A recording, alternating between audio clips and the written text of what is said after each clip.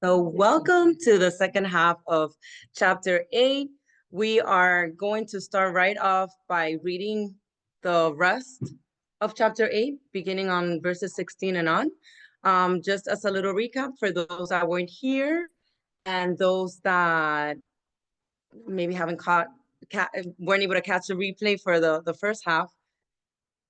We spoke about last week that in the first half of chapter 8, we see Messiah immediately going into miracles.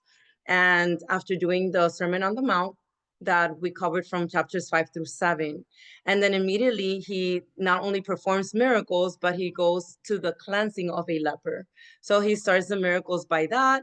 And we were able to make last week the connections, how he literally went to show that he is the living Torah and he was fulfilling it by, and even in the installment of sending the now cleansed leper back to the priest and paying the priestly duty that it was commanded back in Leviticus chapter 14. So we also saw a couple other healings, the centurion's servant, as well as Peter's mother-in-law, which were all outcasts people. And I believe these all took place in the city of Capernaum. We were able to make the connections that Capernaum was most likely a city surrounded with Gentiles, or AKA the house of Israel, scattered nation, to that part of the land. So again, making a point of that he came to the lost sheep of the house of Israel. So today we continue on the second half, which I love how we start off the bat with healing after the Sabbath, meaning Sabbath ends on a sunset. So let's read. So we're going to read from 16 and on. And so it says Matthew 8, verse 16, when evening had come, and by the way, I have it also on the screen for those that are here. When evening had come, they brought to him many who were demon possessed, and he cast out the spirits with a word and healed all who were sick, that might be fulfilled which was spoken by Isaiah the prophet, saying, he himself took our infirmities and bore our sicknesses. And we know that this has been quoted from Isaiah 53, verse 4. Obviously, we're going to do the connections later, but just off the bat, I wanted to point that out. By the way, Messiah quotes mostly of Isaiah in the book of Matthew, which I think it's so beautiful because Isaiah, it's kind of like the fifth gospel, in my opinion.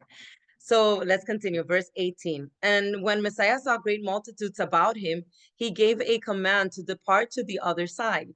Then a certain scribe came and said to him, Teacher, I will follow you wherever you go.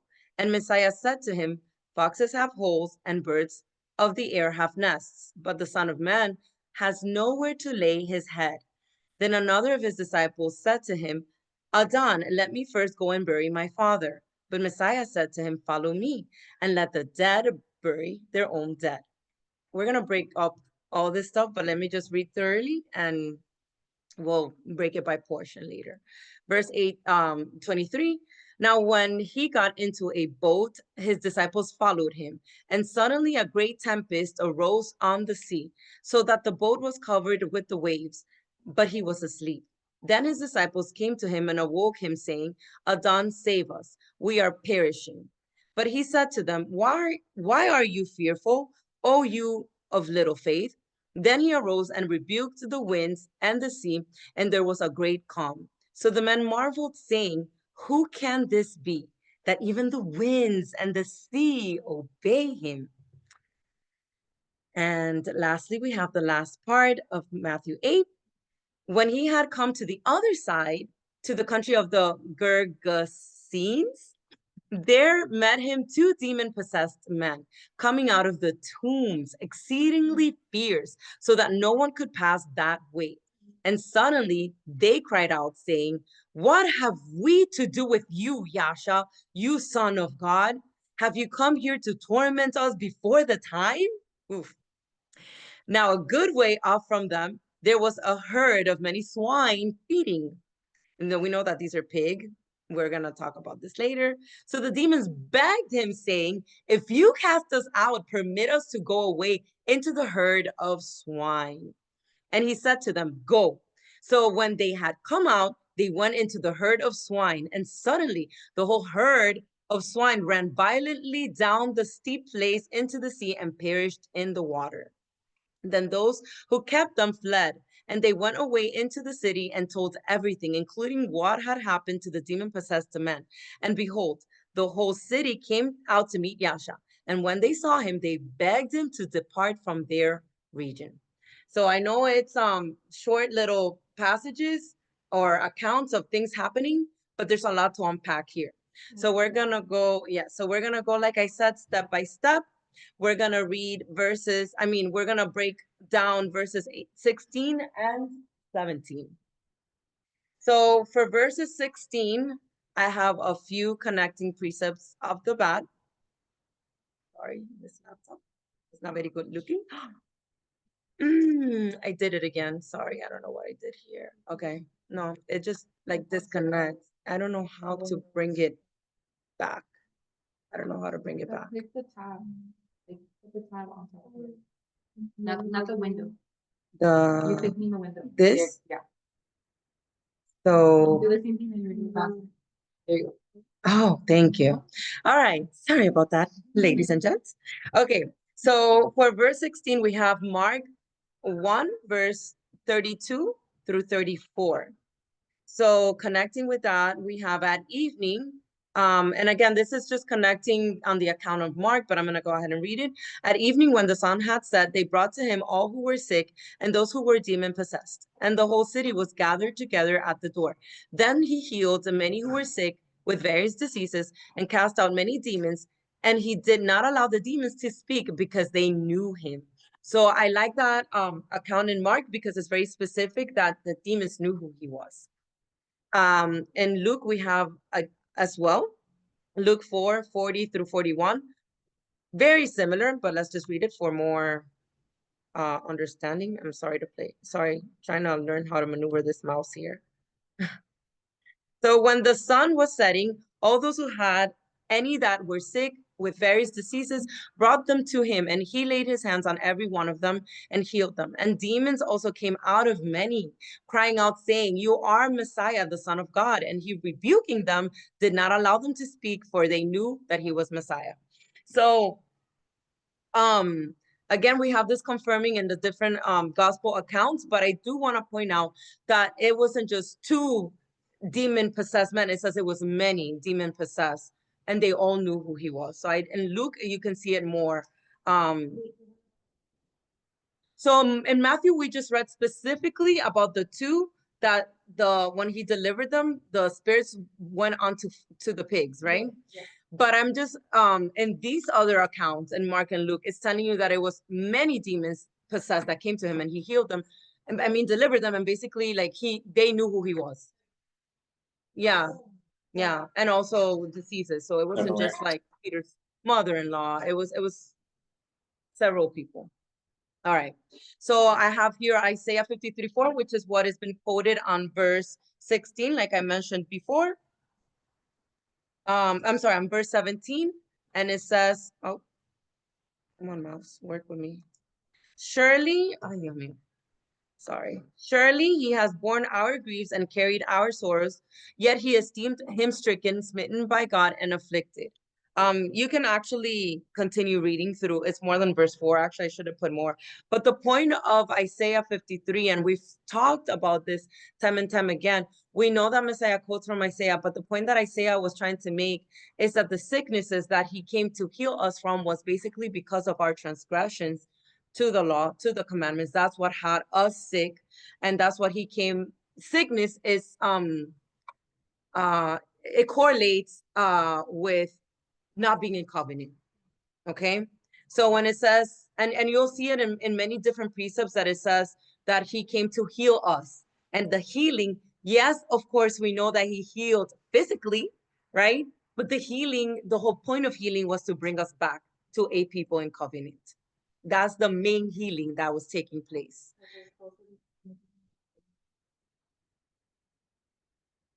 Exactly. Stephanie's saying, which is comparing, dealing with, like at the beginning of the chapter, with dealing with leprosy and whatnot. So we also have in First Peter, and this is again with verse 17, 1 Peter 2:24, who himself bore our sins in his own body on the tree, that we having died to sins might live for righteousness, by whose stripes you were healed. So you see the connection I was trying to make now. Okay, again, who himself bore our sins in his own body on the tree, that we, having died to sins, might live for righteousness. And then he connects it, by whose stripes you were healed. Yes, but this is in First Peter now. So he's making the point that the healing that took place was bringing us back to righteousness, which is the point I was trying to convey in, in Matthew and in Isaiah. That's basically coming back. And obviously walking in righteousness is walking now in his law, because the opposite of righteousness is iniquity, which is lawlessness. Okay, so moving on, I want to share now a little slide.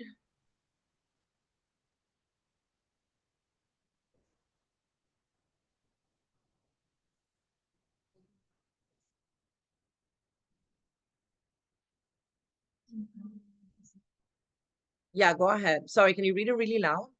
I'm actually gonna go back to, this is not what I wanted to share.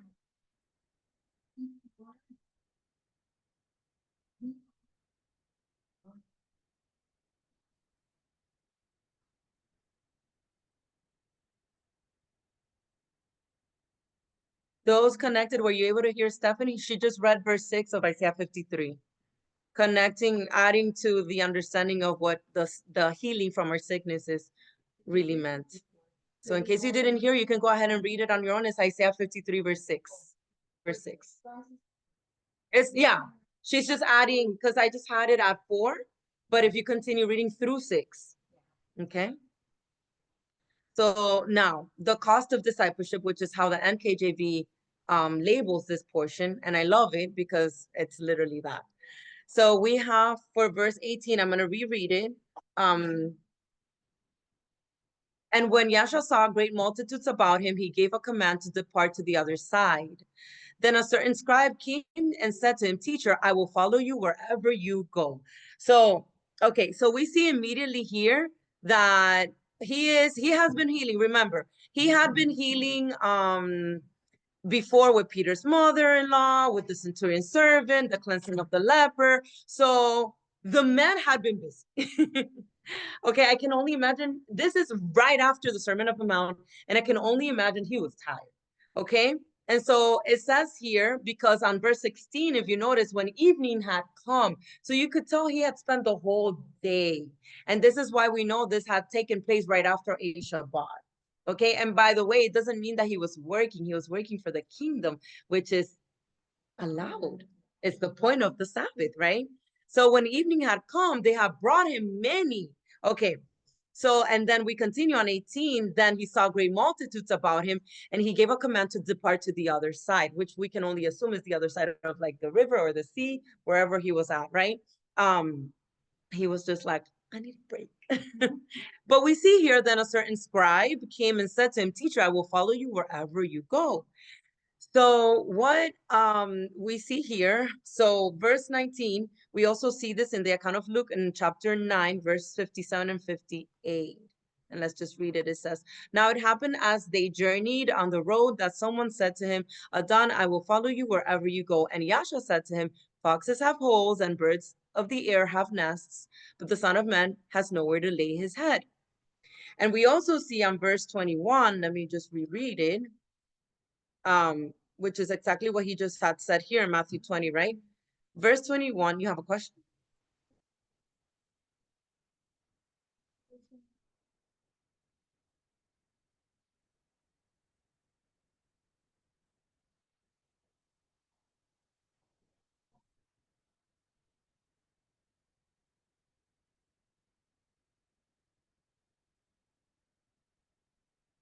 He wasn't, yeah. Mm-hmm. Yeah, yeah. Yeah, I would love to see it in different translations too, because I would be careful with the Passion. And just letting you know, I remember when we started, I don't know if Heido remembers when we started on Matthew, actually it was the very first book that we studied, and we would read from the Passion Translation. The problem with the Passion Translation is literally, is whatever their interpretation is not word to word, it's not word for word translation, it's my interpretation of whatever I'm reading translation. I don't know if that makes sense. It's not word for word. Look it up. It's not word for word. Trust me, we did the whole but we'll get into that. We'll get into that later. But yes, I do believe that he was probably not dead yet, but we're gonna get to that. So verse 21, and then another of his disciples said, Adon, let me first go and bury my father. And Yasha said to him, follow me and let the dead bury their own dead. So pertaining to verse 21, where it says, let me go and bury my father, we see that in also verse Mark 4:37. Oh no, I don't think that's the right one. Huh. Let me see something. Give me a second, guys. Oh, no. I'm reading the wrong thing. It's on Luke 9. Yes. I'm like, wait, it's this one. We also see that it says, then he said to another, follow me. But he said, Adon, the same thing. Let me first go and bury my father. Messiah said to him, let the dead bury their own dead, but you go and preach the kingdom of the Most High. So we see in the account of Luke that he gives them another order, that it wasn't just, just let the dead go bury their own dead. But he gives a commandment, but you go and preach the kingdom of the Most High, right? So having said that, now I can share my Kanban. We're gonna discuss this. Liana. We're gonna discuss this whole dead bring the dead thing. So again, we see on verse 18 of the bat that Messiah leaves the crowd, right? And hold on, let me move this out of the way so you guys can see the little map. Oops. Oh my goodness, this is so sensitive. I'm trying to move this. Let me just make sure I'm not.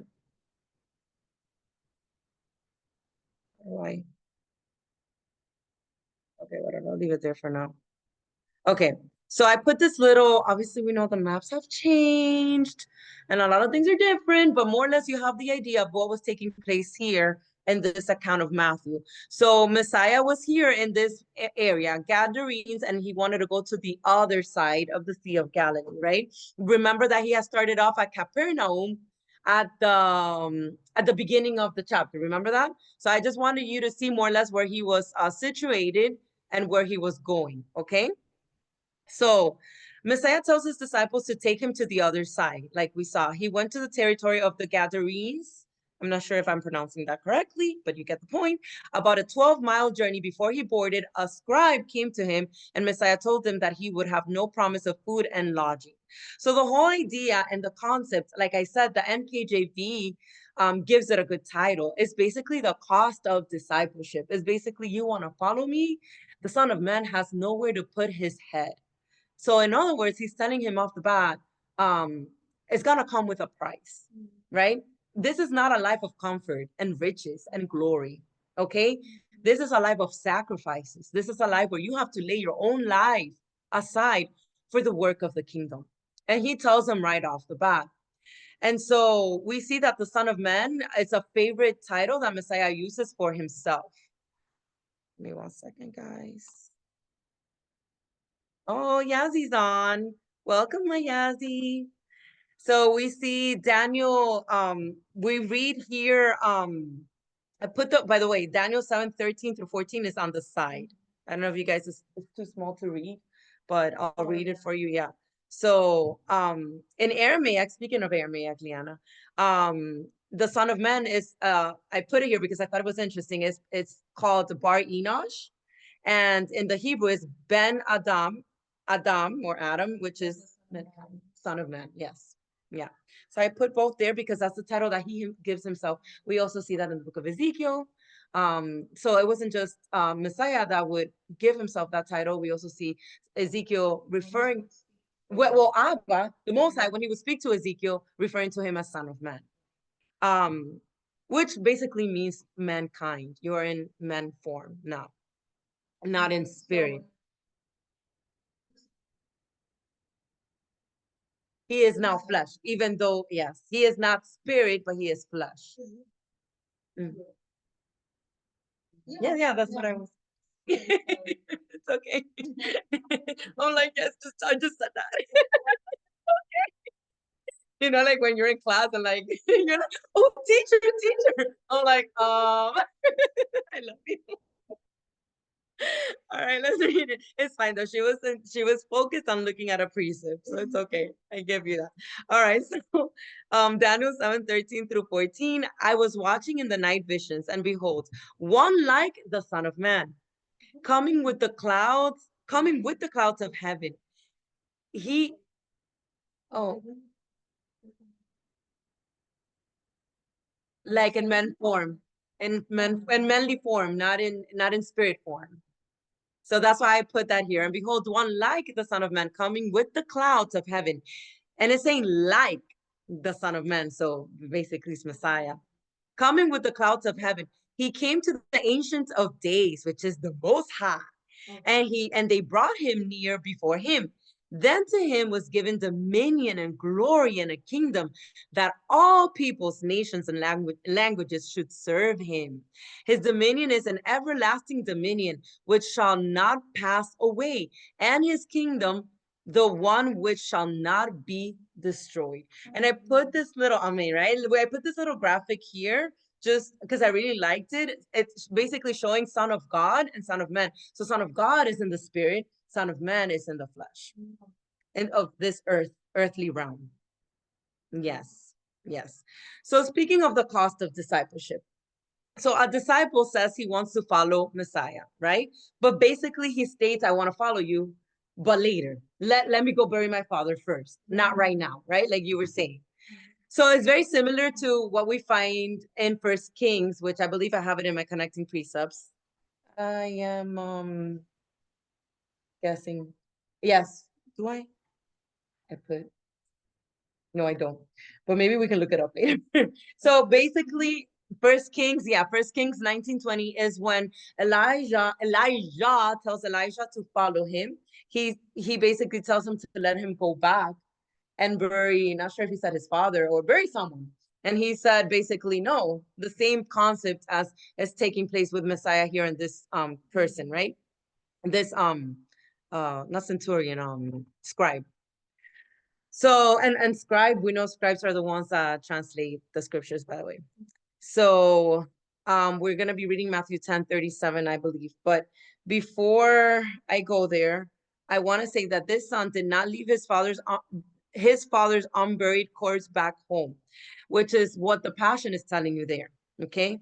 What this probably means is his father was older already, but not yet dead.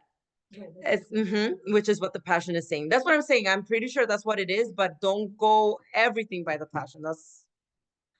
We always have to double check with other translations, but the assumption is that he wasn't dead yet. Okay. So essentially saying, let those who are spiritually dead take care of the matters of the dead while you focus on a higher purpose. He is our savior, but he is also Adon and king, and we should understand that.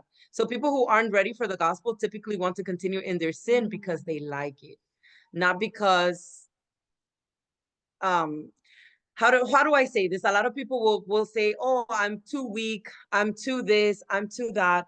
The bottom line is that you don't do, or you do what you do because you like it. And so obedience comes with a price and a sacrifice. The strength comes from him. But like how the song says, you provide the fire, but I provide the sacrifice. He's not going to give you the strength unless you put forth that sacrifice. Something's got to give, right? And so you don't stay, you want to follow him, you say like this scribe said, I want to follow you, then leave everything behind and follow him. Obedient love is closely linked to allegiance and loyalty. Matthew 6:24, like it says, no one can be slave to two masters. So you either choose one or the other. There's no in between, which is why I know it's very, and I'm sorry for the graphic of, a cemetery. I apologize. This was done a long time ago. But in essence, what I'm trying to convey with this is that there is death that takes place when we decide to follow him. But with that, we know that we become alive in him. Okay? Yes. So I forgot this is down here now. Amen. We resurrect literally with him. Yes, Jess. Absolutely. He had to die in order to be glorified, and so do we. So let's continue now in this portion. We have also this part here where it talks about the wind. So again, we go from, he tells him, let that bury the, that was clear, right? We know, we can assume, and like she said, she pointed out in the Passion, it's clear that the father was still not dead, but that he was like basically about to die, like very old, right? It can be assumed that that's the case. But even if, I'm just gonna say it like this, let's say even if his dad had died, we know that Messiah is compassionate, and that's not what he was trying to convey. Like, oh, forget about your dad. That's still not the message he was trying to convey. Like, the message he's trying to convey, there's gonna be a sacrifice if you want to follow me. Are you guys understanding it? Like, everybody's clear with that? Exactly. And it's not of this earth. You know what I mean? Exactly. It's like when people say like Christ gives you life, and if you don't follow Christ, you're dead. Yeah. So it's like, I love what oh my goodness, Marbelli. I'm just Marbelli. Oh, no, it's been a long day, girl. Okay. I almost forgot her name. All right, so I was just like you. Sorry, mom brain is on full effect today, so I apologize ahead of time.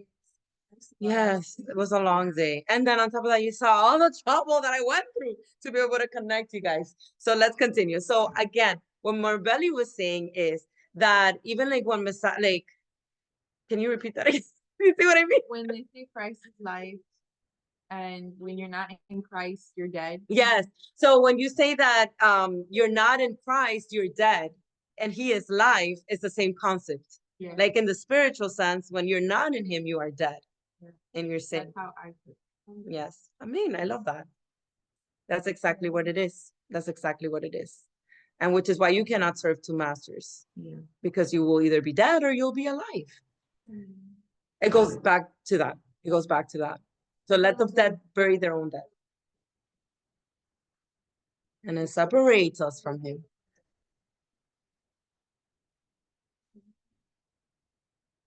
Absolutely.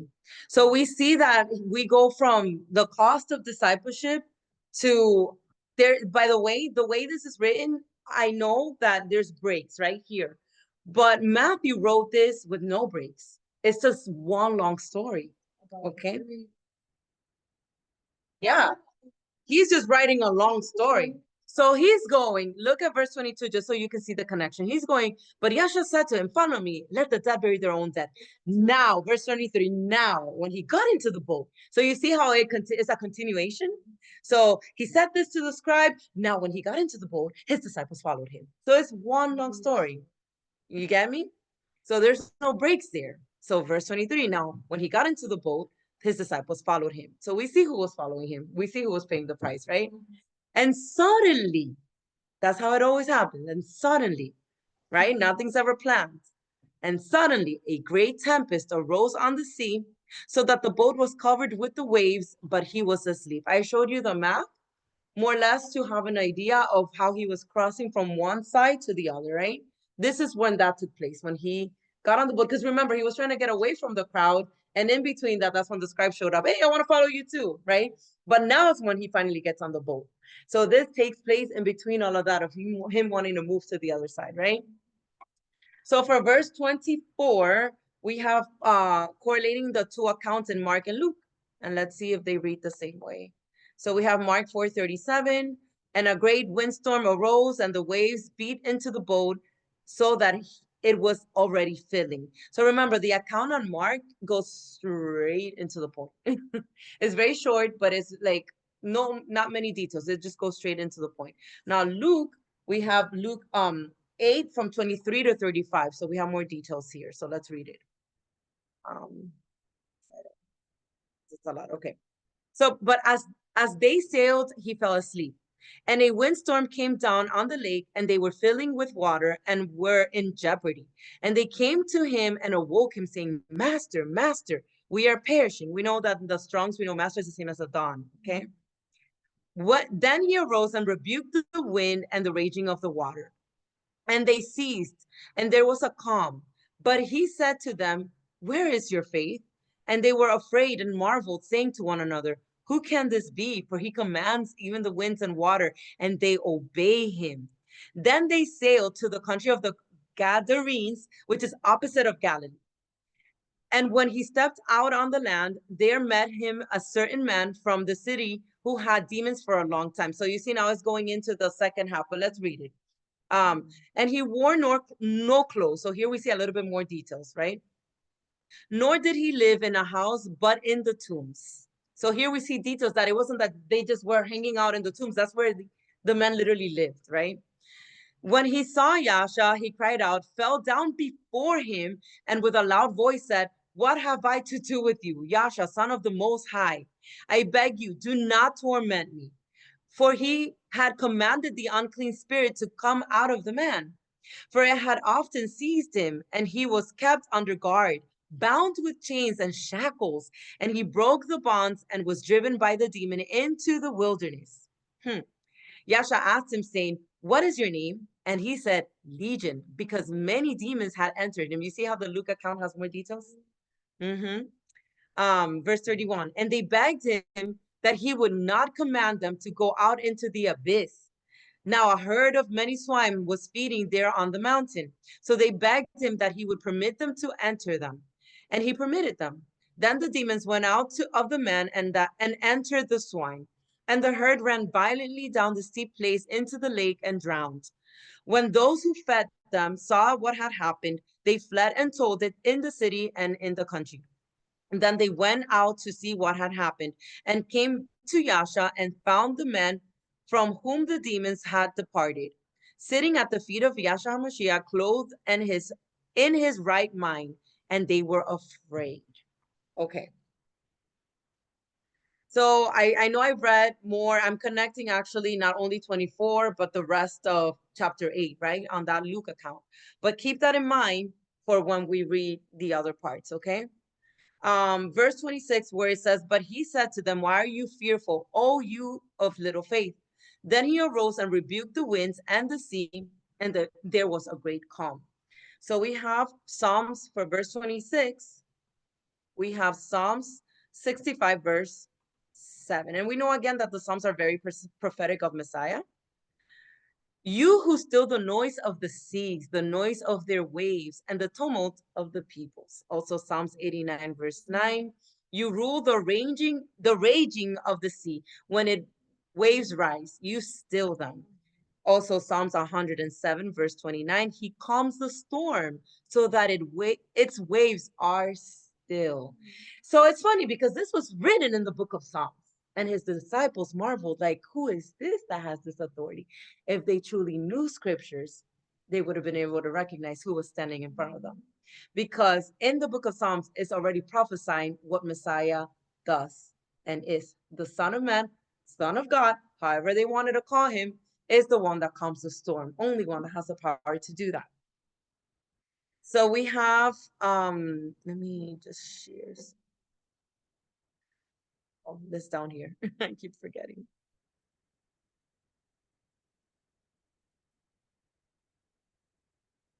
Okay, so we have the Messiah sleeping through the storm.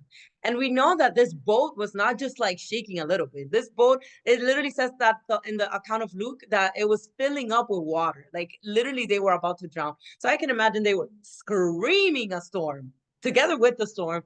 The Messiah's literally passed out, like knocked out. Like he's like, I'm tired. Again, he had been working the whole day, right? So he was tired, but nothing shook him at that time, right? So we know that he slept as his disciples panicked. And we have a lot, by the way, we have a lot to learn from this. We have a lot. I know it was like a physical thing that was taking place, but in the spiritual, he was trying to convey a message here. When the storm of life comes, are we going to panic, right? Or are we going to act like him? So again, like I said before, we have little there's little doubt that he was, without a doubt, I don't know why I put little. Yeah, without a doubt, we know that he was exhausted. It must have been exhausted.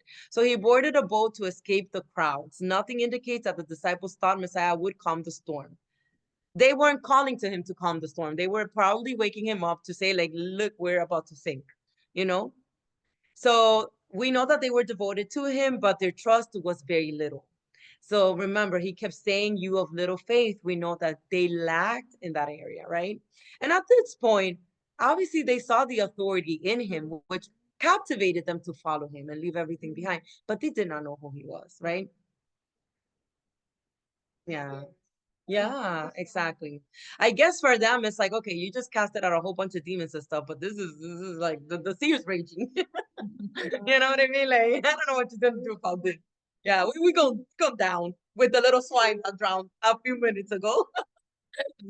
They're coming after us. Yes, that's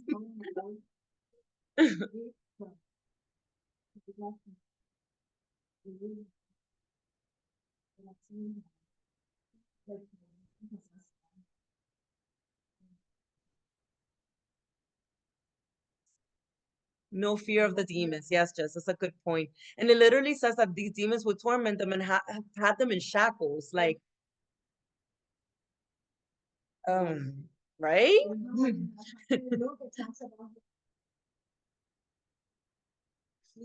Yeah, yes. It was more details, yes.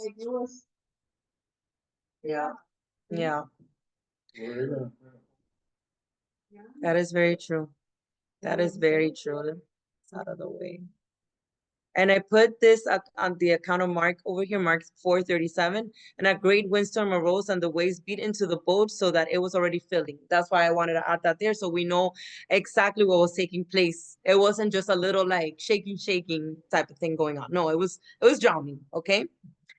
So Messiah thought that the things he did would have created more trust. I'm assuming he thought that, right? The yeah.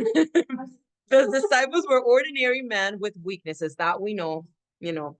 And the power to control nature is not something the disciples had seen before, which is why I added they had seen him perform miracles, but I don't think, again, had they had knowledge of truly of the book of Psalms, they would know right there who is this person next to them, right? Not that I am aware of. There's no, yeah, yeah. I mean, were they other like false prophets around that time? Oh yeah, yeah. Mm-hmm. There were definitely other. He was not.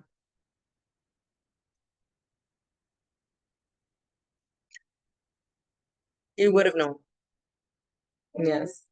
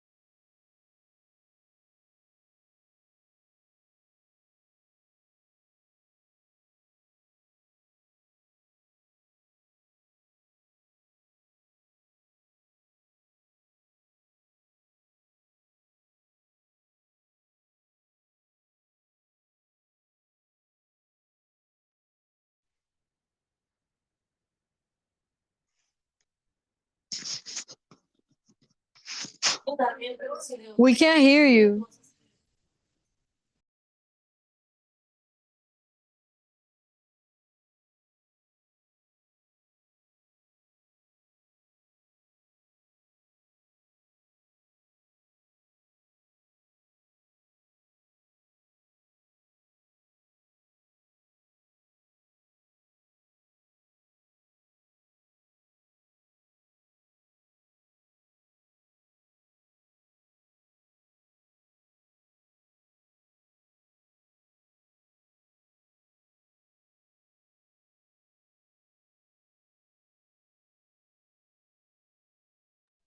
How long was I muted for?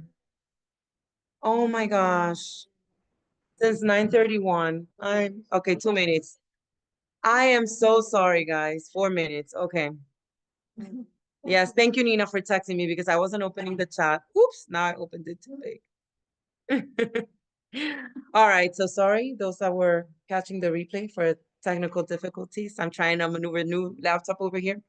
So like I was saying, we were speaking about how, what didn't you hear? I was basically saying that you cannot just say that you believe in God because even the demons believe and tremble, right?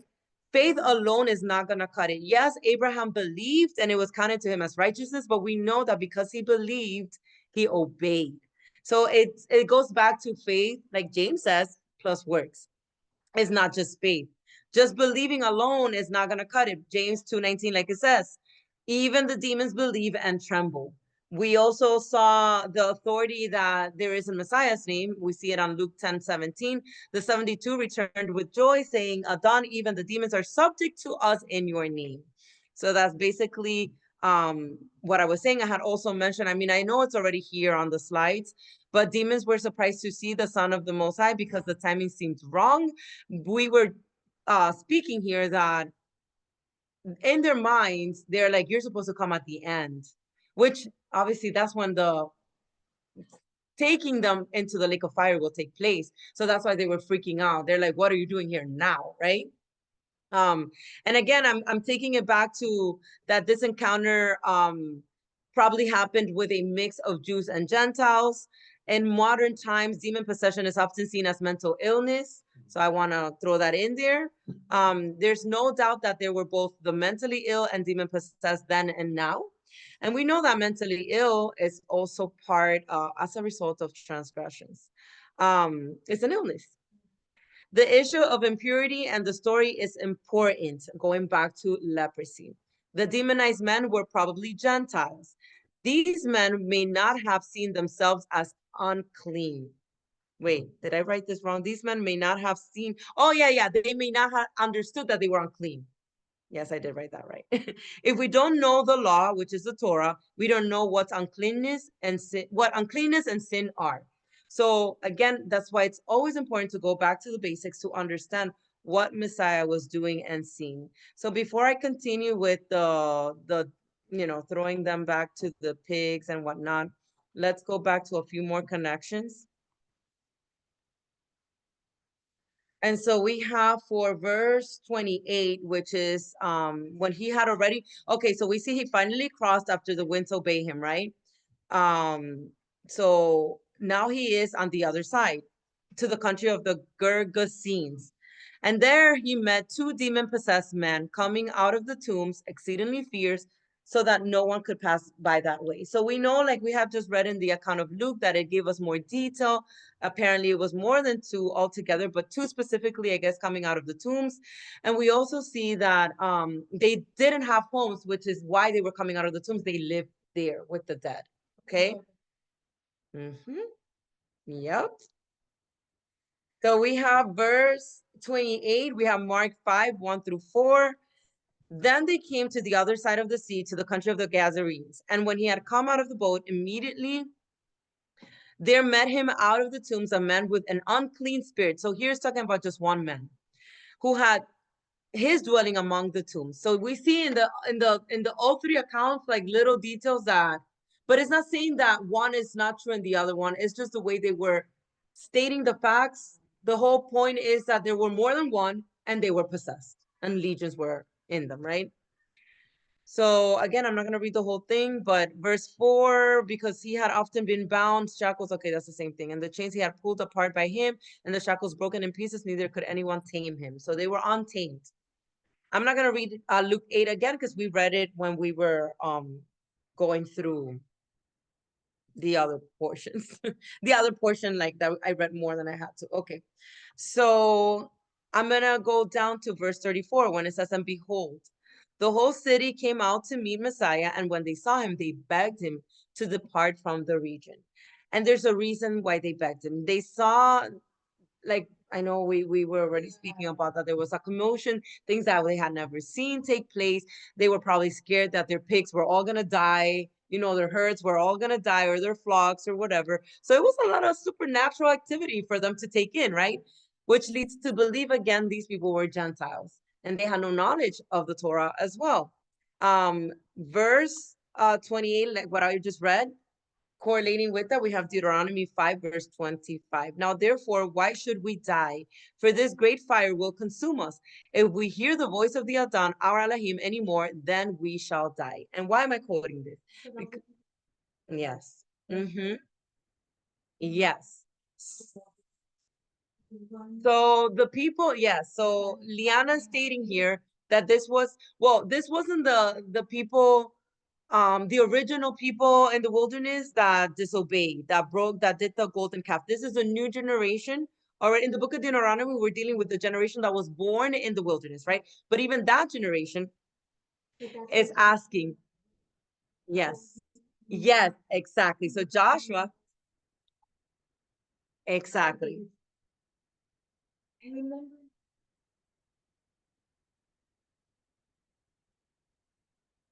Joseph and Caleb, yeah.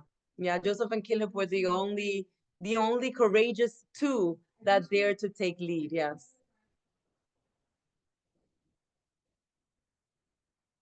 Yeah. The commands and yeah. Yeah. You go and speak to him, yeah. So that part in Deuteronomy is that. And so you see their answer, and why I'm putting this is because it's the same concept, it's the same idea. They're seeing Messiah perform these miracles and these things which were prophesied, yet they're fearing him. They're recognizing the authority in him, yet they don't know him, right? Exactly. And it's funny because here in Deuteronomy it says, for this great fire will consume us. If we hear the voice. Yep, I've heard that too. I've heard that too. I've sinned too much. Yes. So it's what was done, it repeats and it continues.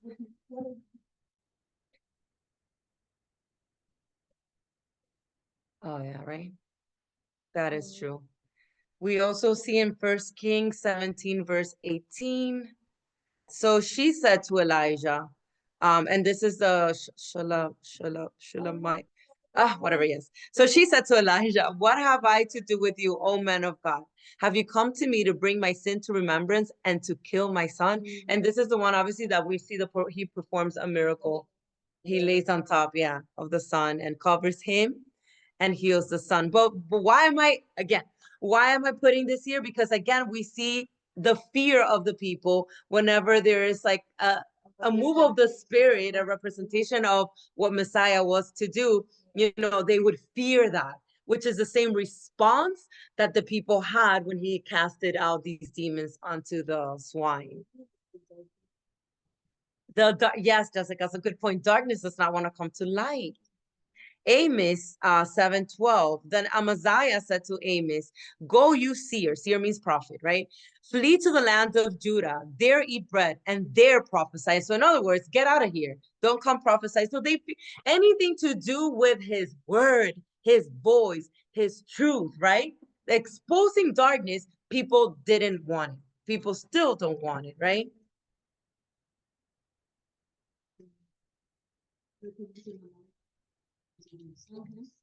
Absolutely. And we see it here with Peter. Luke 5:8, when Simon Peter saw it, wait, I'm not muted, right? Because I see the chat going on.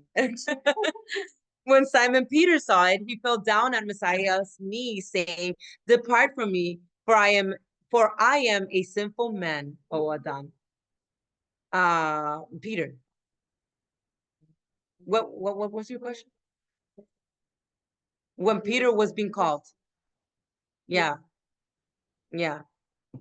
When Simon Peter, yeah, he wasn't named Peter yet, but yeah, he felt that his sins were exposed. And actually, I didn't put it here by Isaiah 2, when Isaiah is called. Isaiah 2, and when he cleansed, he purifies his lips, yeah. And that's when he says, here I am, send me. Acts 16:39, then they came and pleaded with them and brought them out and asked them to depart from the city. And the context of this, again, this is Paul.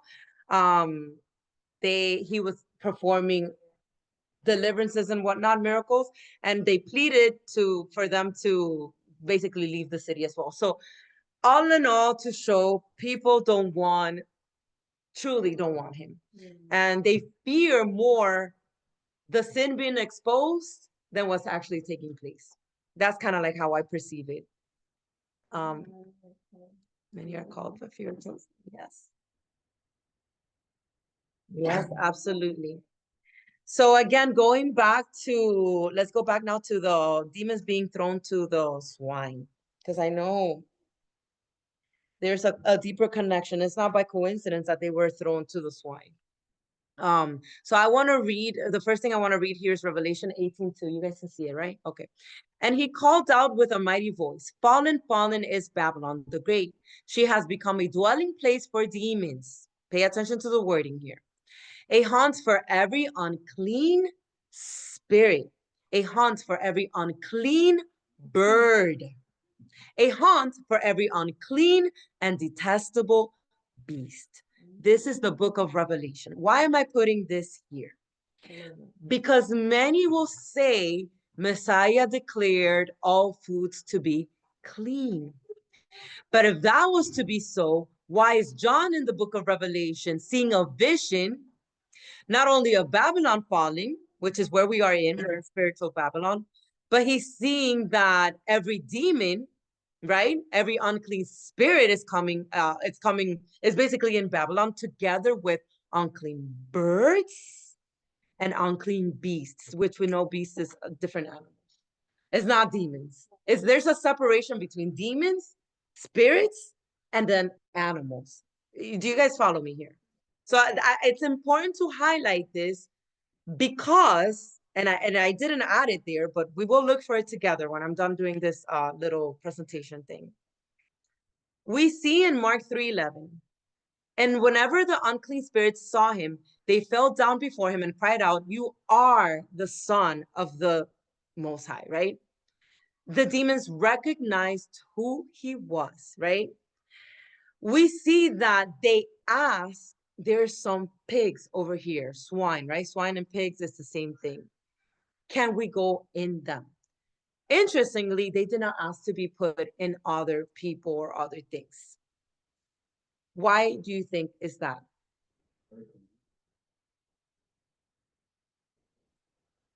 Well, they are unclean. They are unclean.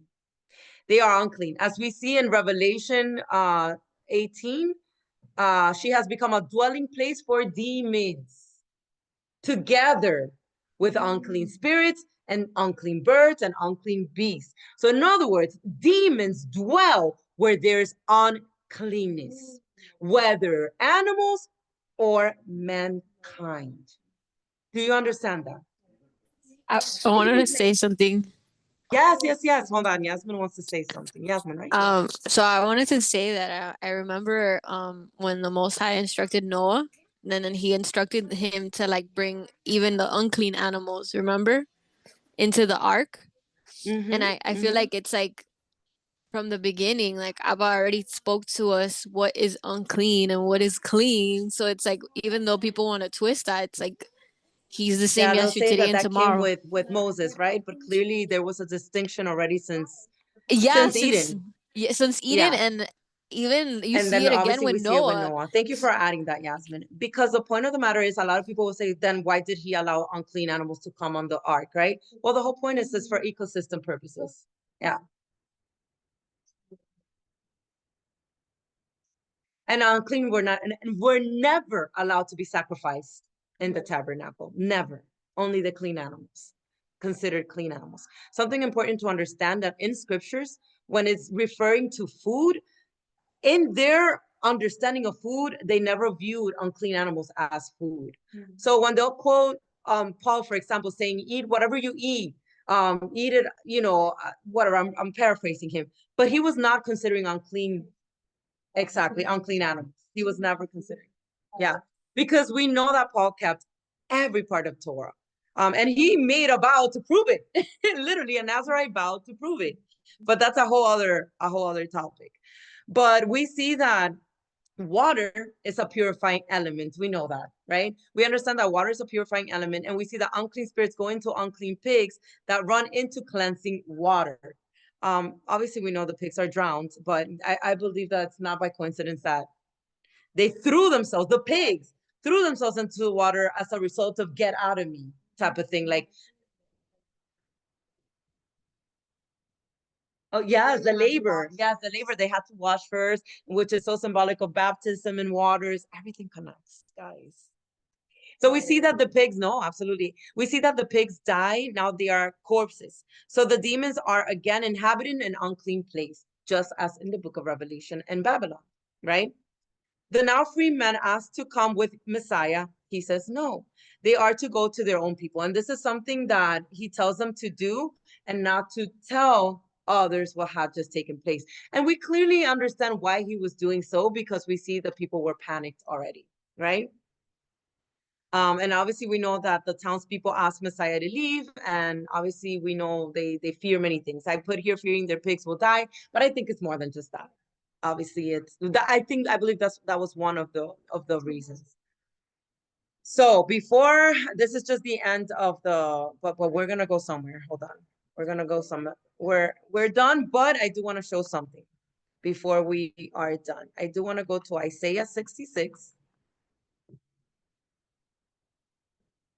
It's probably Isaiah. And let me not put it in KJV. We'll keep the same translation. It's not working. Okay, so Isaiah 66 has to do, let me see exactly what verse is in.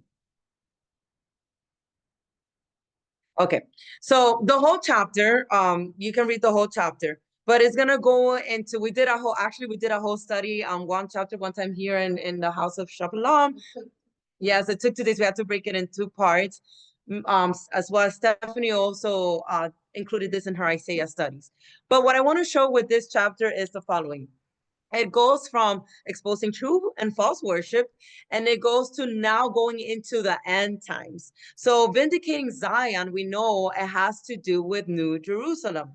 And so why do I say this? Because we know, for example, in verse 12, I'm just going to give you some context, that it says, behold, I will extend peace to her like a river, and the glory of the Gentiles like a flowing stream. Then you shall feed.